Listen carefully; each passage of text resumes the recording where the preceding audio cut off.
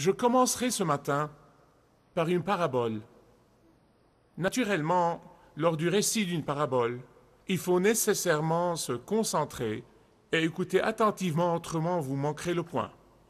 Alors, prêtez-moi votre attention pendant que je vous place dans le contexte.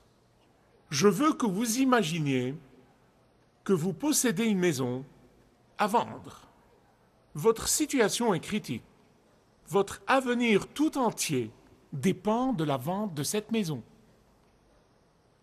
Mais étant donné que cette maison est dans un état lamentable, pour le dire modérément, la maison étant littéralement en ruine, personne ne veut y jeter un coup d'œil. En fait, les gens vont venir faire un tour devant votre maison, s'arrêter pour 2 secondes, jeter un coup d'œil et puis s'éloigneront à toute allure. Ils ne prendront pas la peine d'entrer. Les gens vous diront « ta maison n'a aucune valeur ». Vous savez en votre fort intérieur que votre maison est en ruine et vous le savez bien. Mais votre situation est telle que vous êtes prêt à absolument tout pour vendre votre maison. Votre avenir dépend de la vente de cette maison. Imaginez l'ampleur du désespoir. Et voilà que, à ce stade de désespoir, surprise, surprise, voilà qu'un acheteur arrive. Et avant que vous ne vous réveillez du choc de voir quelqu'un entrer chez vous pour examiner la maison, l'acheteur insiste non seulement à vous payer plus que ce que vous demandez, mais il insiste aussi à vous donner un généreux dépôt en avance. Au début, vous pensez que c'est une mauvaise plaisanterie. Ça doit être une farce parce que ces choses-là n'arrivent pas généralement. Vous avez attendu longtemps et vous êtes désespéré. Personne ne veut acheter cette maison. Mais cet acheteur insiste non seulement à vous donner 10% comme dépôt, ou à vous donner 30% comme dépôt, ou à vous donner 50% comme dépôt, mais à vous donner 100% comme dépôt. Alors vous dites, tu peux répéter? Vous aviez entendu la première fois. Mais quand même, vous n'en croyez pas vos oreilles, c'est incroyable. Et finalement, il vous donne les 100%, et puis il vous dit, je reviendrai pour sceller l'acte de vente. J'ai plusieurs questions à vous poser. Réfléchissez avec moi pour un instant. Je vous demande, dites-moi, quelle sera votre réaction entre le jour où vous avez reçu ce dépôt incroyable de 100% et le jour de la livraison? Excitation absolue? Dites-moi, à quoi vous penserez entre ce jour où vous aurez reçu le dépôt de 100% et le jour de la livraison? J'ai plusieurs autres questions à vous poser. Si vous êtes d'accord avec moi, vous pouvez répondre simplement par le mot « rien ». Si vous êtes d'accord avec moi, ok? Vous êtes prêts? Quelles sont les choses qui étoufferont l'excitation de ce qui vient de se passer? Correct. Dites-moi, s'il vous plaît, qu'est-ce qui pourra vous empêcher de chérir cet incroyable acte de générosité? Dites-moi s'il vous plaît, quel problème potentiel pourra vous pousser à douter que la vente sera conclue? Dites-moi s'il vous plaît, quelles sont les raisons possibles qui vous pousseront à ne pas croire que l'acte de vente sera scellé à temps? Une dernière question.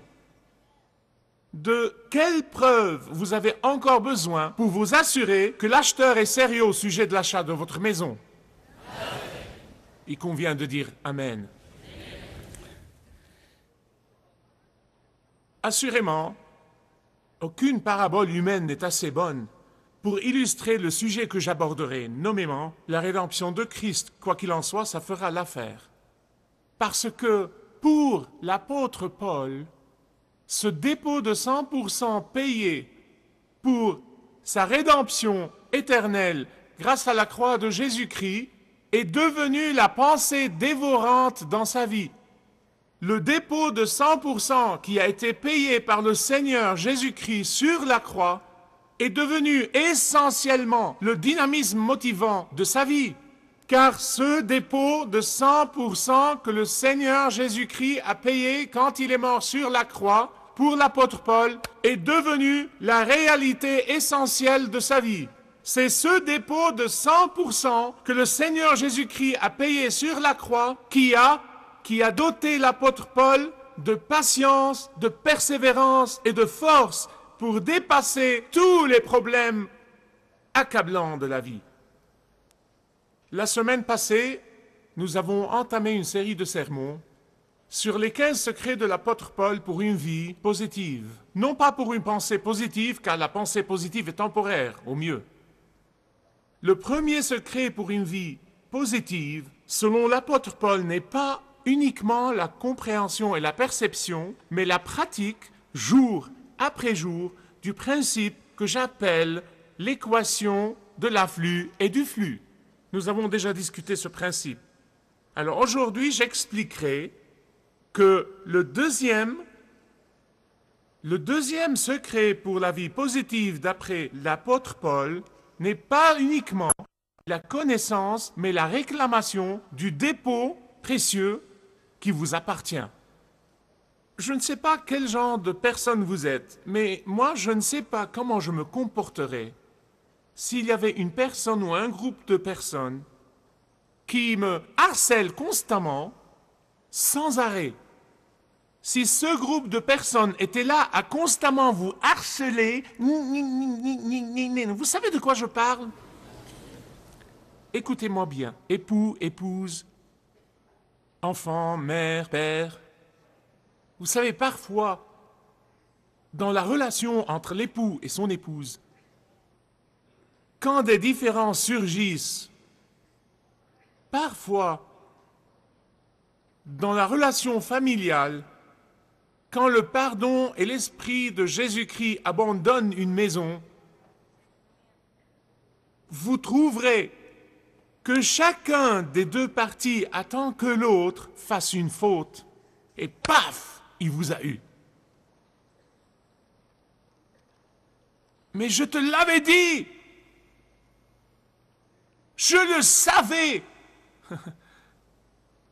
J'aurais dû croire au jugement de mes parents. Vous attendez la mauvaise parole, vous attendez la mauvaise action, vous attendez le mauvais comportement et paf! Vous ning. Et même si c'était la bonne action, vous la déformez pour qu'elle paraisse mauvaise. Pourquoi les gens font ça? Pourquoi ils adoptent cette attitude? Vous savez pourquoi? Parce qu'ils veulent avoir raison. J'ai raison. Non seulement raison. Vous comprenez? J'avais raison tout le temps. Vous voyez pourquoi c'est important? Car une fois vous comprenez ce fait, vous comprendrez exactement où en était l'apôtre Paul quand il était en train d'écrire ses paroles dans la seconde partie du premier chapitre et le début du deuxième chapitre. Paul était entouré de gens qui étaient comme ça. Des gens qui le détestaient. Ils ont détesté son enseignement. Ils ont détesté son autorité apostolique. Ils ont détesté sa popularité. Ils ont détesté son enseignement strict et sans compromis sur l'évangile de Jésus-Christ. Ils ont détesté sa position ferme sur la vérité. Ils ont détesté tout ce qui se rapporte à l'apôtre Paul. Et ils étaient sur son dos tout le temps. Je veux dire qu'à chaque fois qu'ils visitaient un village, ils le suivaient. Et dès qu'ils quittaient le village, ils étaient là pour empoisonner l'eau et provoquer des ennuis et ébranler la crédibilité de Paul. Vous savez pourquoi ils faisaient tout ça? Vous savez quelle était la raison? En fait, leur stratégie était très simple. C'est la stratégie du diable, sa stratégie depuis des milliers d'années. Leur stratégie était très simple. S'ils pouvaient ébranler et détruire la crédibilité de cet homme, Paul, ils pouvaient facilement ébranler la crédibilité de l'évangile qu'il prêche. C'était une stratégie simple. S'il pouvait retourner les gens contre Paul personnellement, il pouvait les retourner contre l'enseignement de Paul et la parole de l'Évangile. Et c'est ce qui s'est passé. C'est ce qui s'est passé. Paul envoie un mot aux Corinthiens, disant qu'il allait les visiter 2 fois. Il viendrait les visiter, puis il se dirigera vers la Macédoine pour revenir et les visiter de nouveau. Mais dû à des circonstances hors de son contrôle, il a changé de plan. Il décide alors de les visiter une seule fois. Il n'a pas annulé le voyage, mais il l'a ajourné. Et ces misérables gens, imaginez la situation. Combien de fois avez-vous changé de programme? Combien de fois avez-vous modifié votre plan? Vous faites une promesse en assurant que vous serez présent, puis vous manquez à votre promesse. Ça arrive, non? Et vous ne donnez aucune importance. Non, non, non, non, non. Ces pauvres gens ont attaqué l'apôtre Paul. Oh, mais vraiment! Ils ont dit, nous vous avions prévenu contre l'apôtre Paul. Ah, il est inconstant. Vous êtes le dernier de ses soucis. Il vous considère comme un acquis. Il n'est pas honnête. Il a des intentions masquées. Paul est versatile. Paul est une personne qui manque à toutes ses promesses. Paul est une personne à la langue fourchue. Paul est un menteur. Tout ça parce qu'il a changé de programme.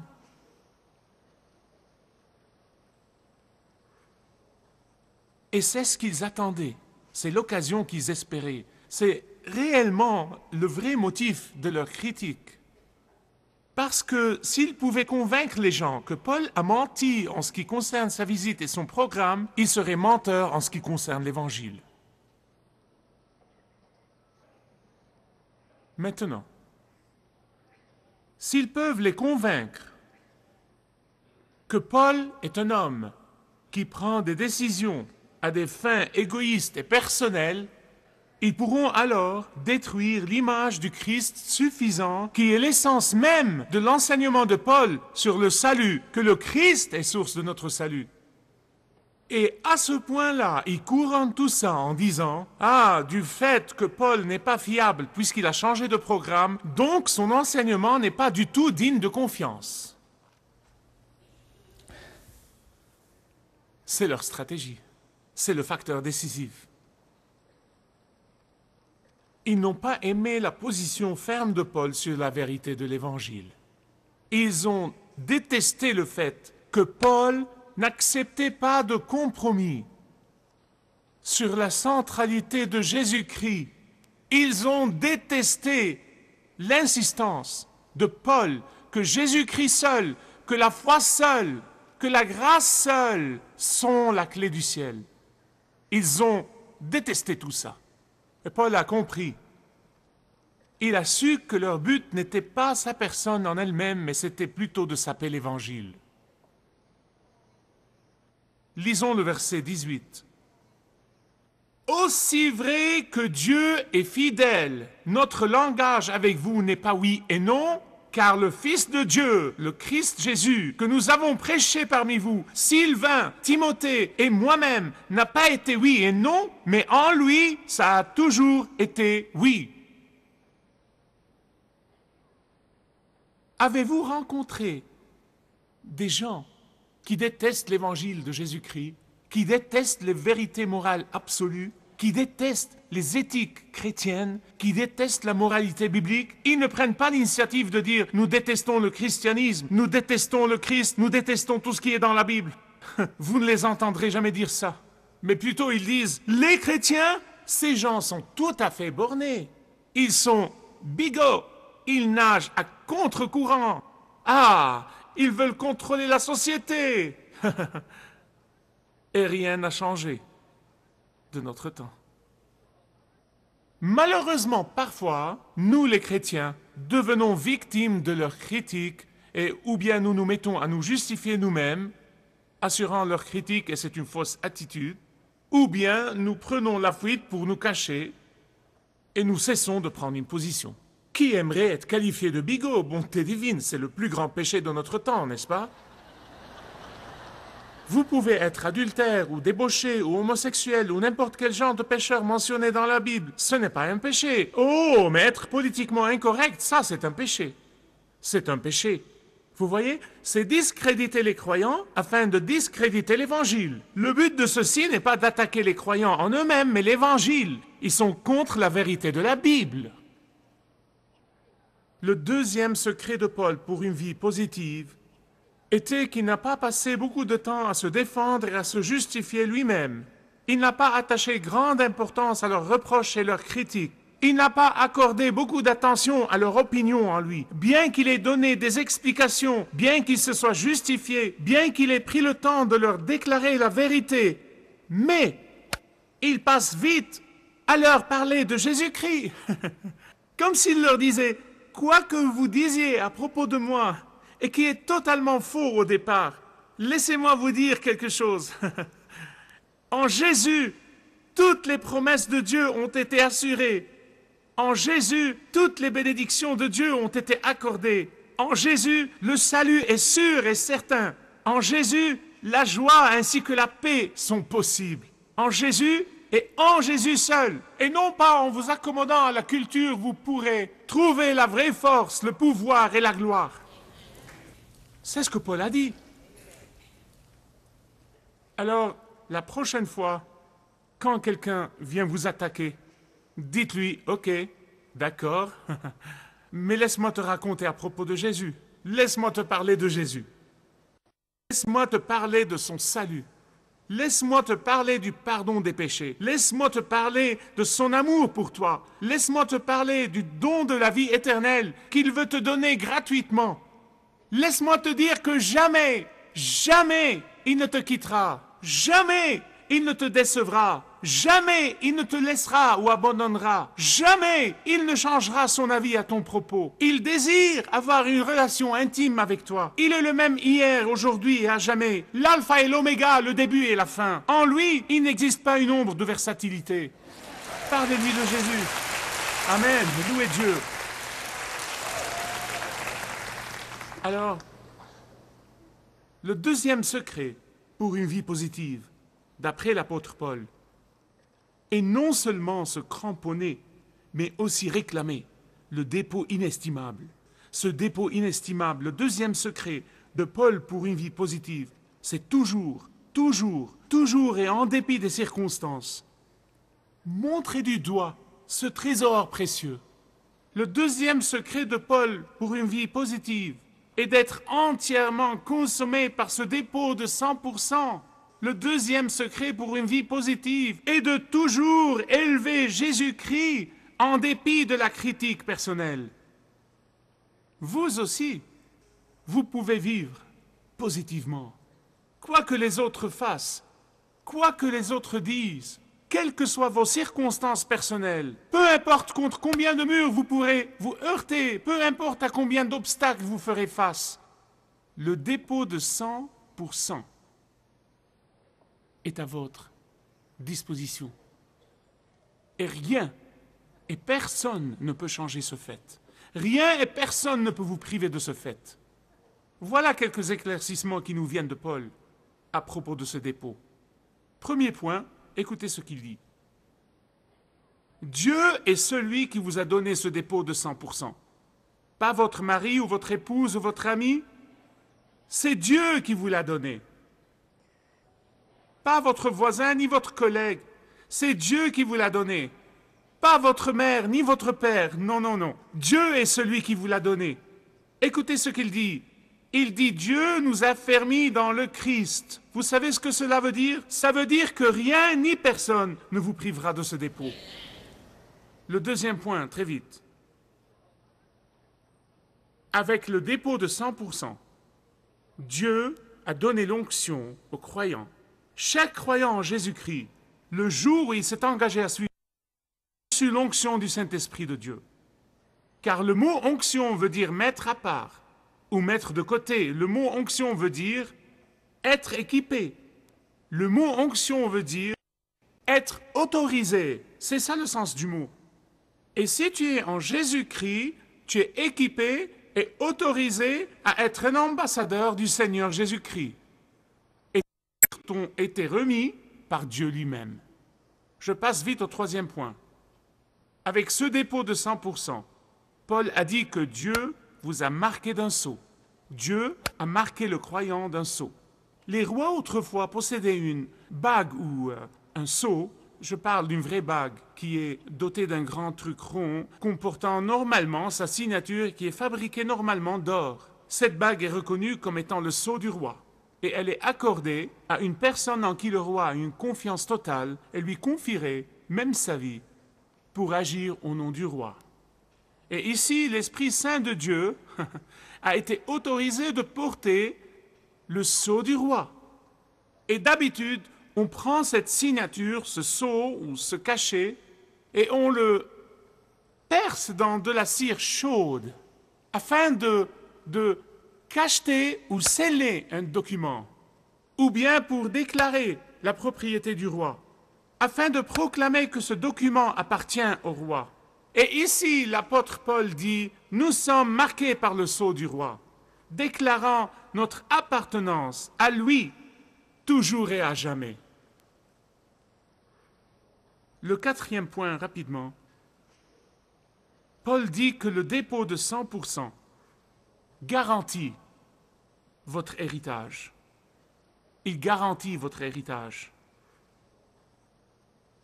Cet héritage est payé complètement. Il est non remboursable. Il est non remboursable. Dieu n'est pas assis dans les cieux à inscrire votre nom avec un crayon mine. Et chaque fois que vous commettez une faute, il prend la gomme à effacer et l'efface. Puis vous revenez repentant, alors il réinscrit votre nom dans le livre de vie. Et puis vous commettez un péché, alors il l'efface. Pour l'inscrire de nouveau et le réeffacer après, il dit non, non, non, non. Dieu ne fonctionne pas comme ça. Dieu inscrit votre nom dans le livre de vie avec le sang de Jésus-Christ et personne ne pourra l'effacer. Il sera inscrit pour toujours et à jamais. Nous verrons comment vivre comme les fils du roi dans le reste de ces sermons que je donnerai dans cette série dans les jours à venir. Laissez-moi vous dire, certains d'entre vous font face à des problèmes difficiles dans la vie, des problèmes physiques, des problèmes relationnels, des problèmes d'enfants, des problèmes de famille, des problèmes financiers. Certains d'entre vous feront face à des problèmes imprévus demain matin. Si vous permettez à l'un de ces problèmes, si vous permettez à l'une de ces situations de vous accabler, c'est parce que vous avez oublié le deuxième secret pour une vie positive. Et c'était ce dépôt précieux de 100% qui a été payé pour vous le jour où vous vous êtes engagé avec Jésus. Peut-être qu'il y a quelqu'un parmi nous qui connaît Jésus et qui peut-être se considère chrétien, mais il n'a jamais reçu ce dépôt, il n'a jamais reçu cette assurance que le prix a été payé par le Seigneur Jésus-Christ sur la croix. Il veut recevoir ce dépôt aujourd'hui. Si vous désirez connaître Dieu d'une manière personnelle, demandez le livret « Retrouvez la joie que vous avez toujours désirée » et vous pourrez découvrir l'amour de Dieu pour vous et apprendre comment expérimenter son pardon.